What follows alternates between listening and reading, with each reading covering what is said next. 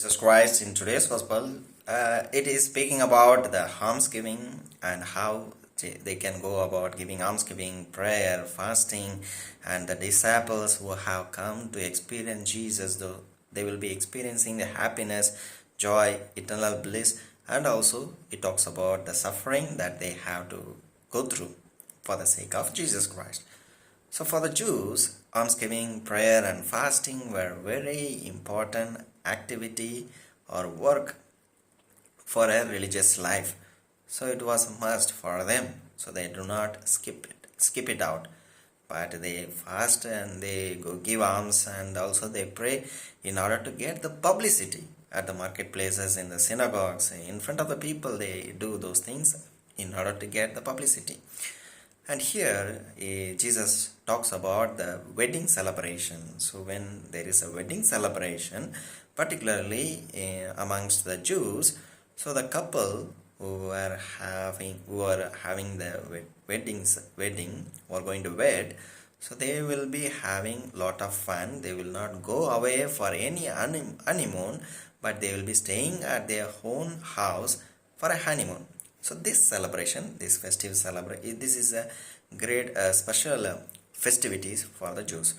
And the closest friend of the bridegroom and the bride, so they will be enjoying all the joys, because after 1 week of the wedding celebration, they keep the house open or the door open. Anybody can come in and take part in the celebration, wedding celebration. So the closest friend of bride and the bridegroom, so they were having the joys, they enjoy those things. And also the poor people who do not get any amount of food for them, so they also join sometimes during these festivals. For them also it will be a benefit.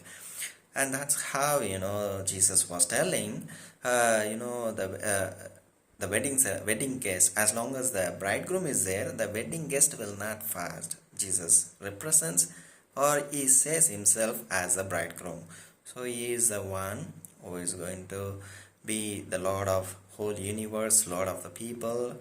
And since disciples were with him, so they no need to fast. He was telling them plainly. It's like there is always rules and regulations that the Pharisees impose upon the people, which is very difficult for them. Not everybody it is easy, but for certain people they follow for the sake of publicity. For certain people they follow for the sake of duty. For certain people they follow with compassion, with love, and so on. And today, as I was listening to today's lecture, the father was showing a movie, Udaya. That movie is taken from Kerala. This movie tells about the master and the slave. So the master is using the authority, the power, the domination. He suppresses the slave. And slave is also not happy in the heart, but no other option. He had to listen to the master and he obeys the master. Whatever he says, he completely gives away his freedom. He is under the obedience of the master. Whatever the master says, he listens. Anything. He is ready to work for the master the whole day and whole night. Even he does not go out to meet his wife for a time. And he leaves his wife for the sake of the master. And that's how the movie is going about. See how the domination is there, and also people, those who are under slavery, they listen to the master without their own knowledge, and that's how it becomes a part of their life. And finally, the person who is a slave, he realizes and comes to an understanding that without the oppression or without the power, he cannot live. Without the master, he cannot live. So that kind of state he comes into, because there was an opportunity for him to kill the master, but he didn't do. If he says, if I would have killed him, then who is there for me? He didn't know that there is wife for him. He has wife, he has own family, and he can go and live with her, but he does not think of it. But he thought about the master, the power subjections. So in a way, the power is being projected to slave, and slave is accepting that power, authority, everything, and without that the slave cannot live. That kind of state they are coming in.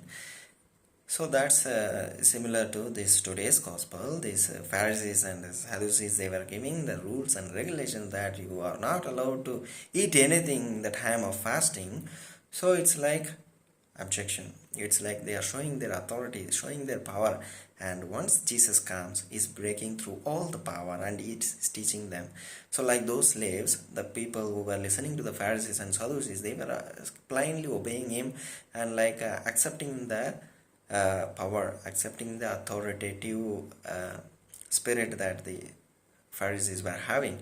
And once Jesus came, he was enlightening the people. He was bringing the awareness that you are not a slave like simply to follow the rules and regulations, but you are people of God. You are God's children. So therefore, when it is necessary, you fast.